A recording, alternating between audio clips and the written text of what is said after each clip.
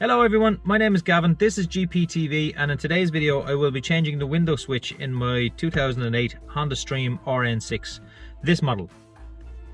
So the reason I'm changing the window switch is because sometimes it works for the passenger side and sometimes it doesn't work. So this is the window switch that I'm talking about. This one here, this passenger side one, sometimes it works.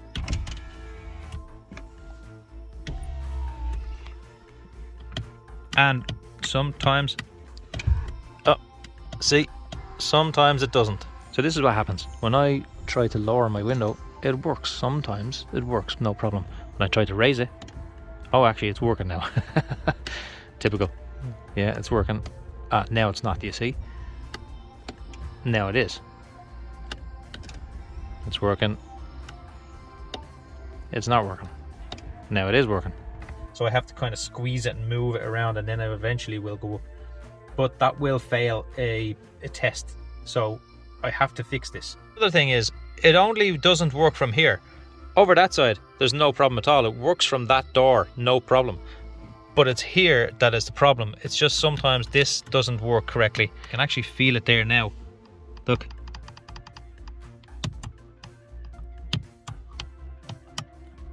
Now it's better, see? So this is the new one that I will be putting in. Now I will not be putting in this case surround because there's a chip out of the side of it here, and as you can see my one is in very good condition compared to this.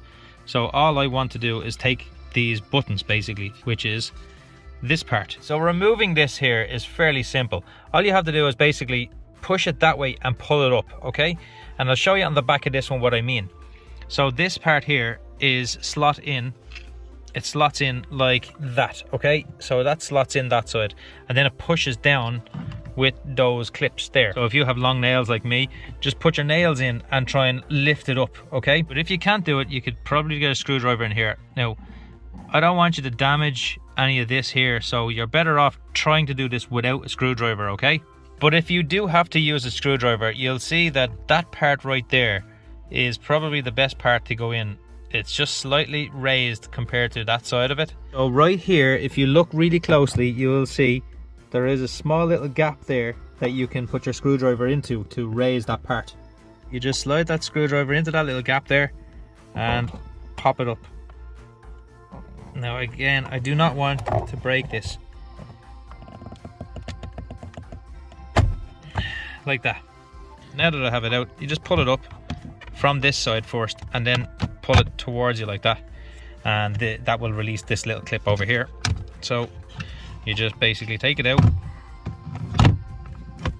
turn it upside down, and remove those two plugs. I actually just want to try this and see does it work. I have it in there now. I'm just going to put the keys in and see does it work. So keys in. Now see, does this work? Yep. Yep, that works there. Now this side. Yep, that works. Grant. Wait, hold on. Wait, wrong one. Ah, no, okay. Right, there's a problem with this, and the reason is, but this one is giving me the problem that I had with my Honda Accord, which I know how to fix. So if I do that and I keep going back down, I'll show you how to fix that now. So the window switch doesn't know what the top and the bottom is, so it will keep going up and then back down because it doesn't know where to stop, where the top is. So what I have to do now is I have to reset that window switch. I've done it already in this video with my Honda Accord. So what I'm going to do is just in this video, I'm just going to put this window switch in, and then I'll make a separate video of that, how to reset that. Go any further, can I please ask you to like the video? That will really help with the YouTube algorithm to find, for other people to find this video. It might be helpful for them, you know. So can you please like the video and comment on all of that stuff that you usually do anyway. I know you do it, I know. Now that I know that it's working, I'll just take this back out and I will clean off the back of that. I will clean off the back of that because it's driving me crazy just knowing that it's there. Right, okay, so I just decided I'll just take off this cover rather than cleaning that off, because I'd rather just use as much as I can of my own one and then just leave that one.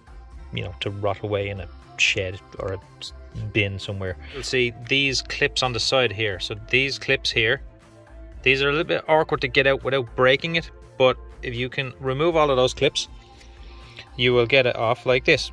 Okay, I would suggest starting on this side here. So just prise it out a little bit, and then this piece comes off, so you have it like this. So I'm just going to reuse that part on this, so that I don't have to clean this. So this is the inside of the window switch. Okay, there's a spring here, do not lose that. This piece just comes up, just wiggle it and it'll come out like that. And there are the switches. If you look at where the one is that I need to change, which is that one there, so if I flip it over, if I flip this over, you will see that it's this one here. Okay, so if I look in here and I see that this is working okay, so it's, the problem is here, they pull that way or that way.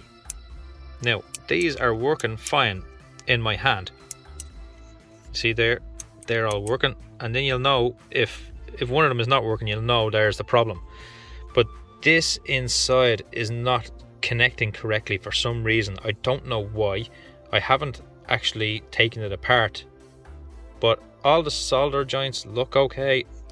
But anyway, it could be one of these capacitors or resistors. I don't know what they're called. I'm not an engineer. I've no idea what they are.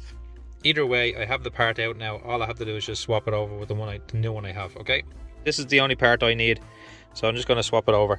So that's my old one. So now this is the new one that I want to put into the rest of all this switch here.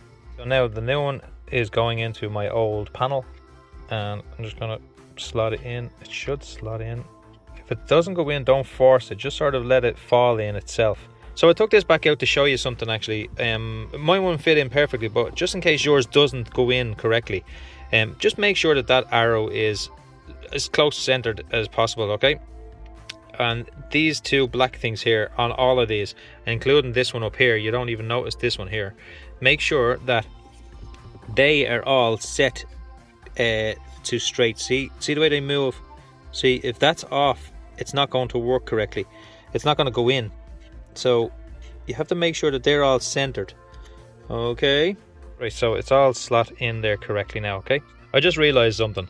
I took these out when I was only changing this cover and this part. I wasn't actually taking this off, but if you want to, you can take this off. You see the way that comes off there like that? If you want to, you can change it. If you don't want to, you can just take the innards out and that's it. But anyway, I'm ready to go now with putting this cover back on and then the screws in, and that'll be done. Okay, I've put all my screws in here. I just have to put this piece back on now. So make sure that that sort of little nubbin thing there. What's that? That's my nubbin. It's kind of a third nipple kind of thing. Goes onto that spring. Okay. Now, get it all down. There we go. Put that under there. Now you sort of just wiggle it in. Okay, and then push down. There you go, it's in. I'm just going to check it again. Yeah, make sure it works. There we go. It's working. Yep, that's working. That's working, no problem. Same with these. Yep. Yep. Now, yes, this problem I will have to fix in a different video. I'm not going to do it in this video.